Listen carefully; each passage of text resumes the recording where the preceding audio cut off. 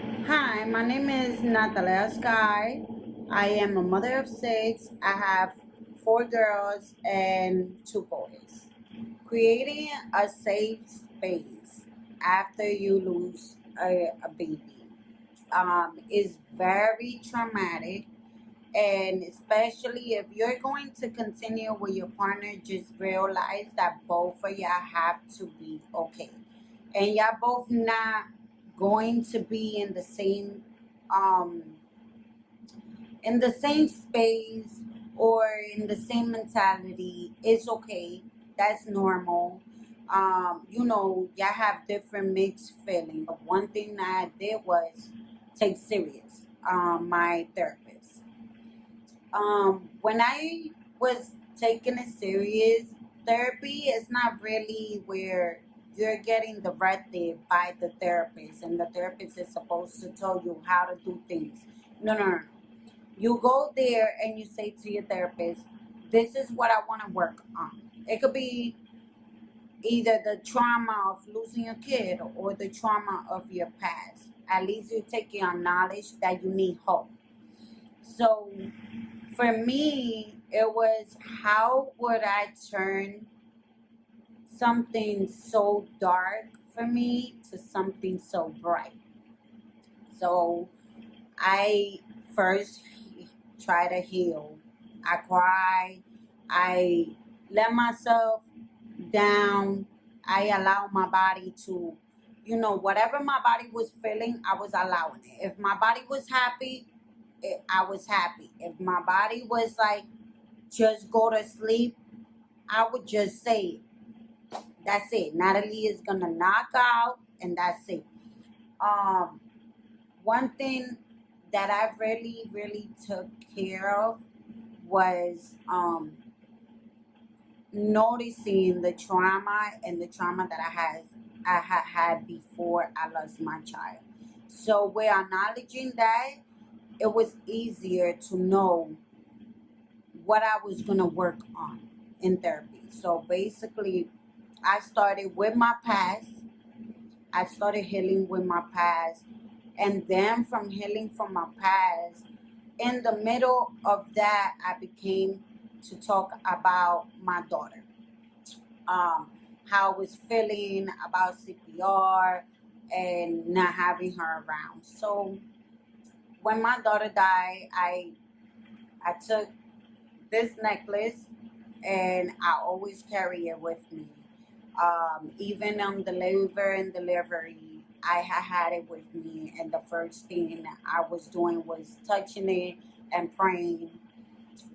The next thing is like, every time I have money, I do where I buy flowers, where I buy things that are pink because she was a girl. Making sure I pray, making sure my kids, they still acknowledge that she was still here and that she was involved with our family and that she's still looking after us, especially when you have a kid that already is big enough. That kid is always gonna tell you, I miss my sibling. And with that, it's hard to hear something like that. It could bring you back to that. You're going to have flashback of whatever happened and whatever you went through.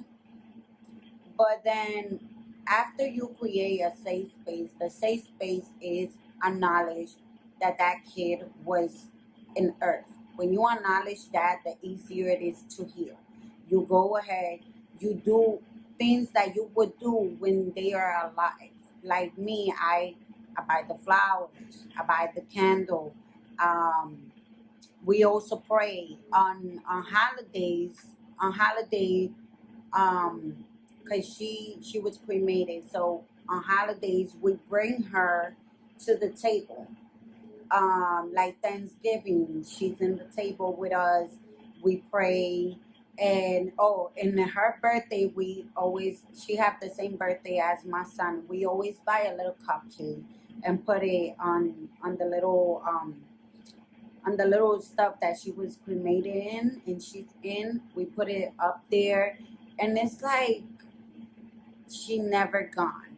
And always like, I always tell my son, touch your heart, and when you feel like you miss her, just um talk to her, talk to her, and you'll feel good. You'll feel good. And my son does that, and he feel great. Another thing is I changed my name to her name because I wanted it to bring light. I wanted it every time that somebody called me by her name. My name Natalie, yeah, but I wanted it to always get reminded, like, oh, that's my daughter name. Okay, thank you for reminding me, because now it brings me to a space where I just think of the good time that I had with her. And then it as well remind you, oh, the candle, oh, the flower.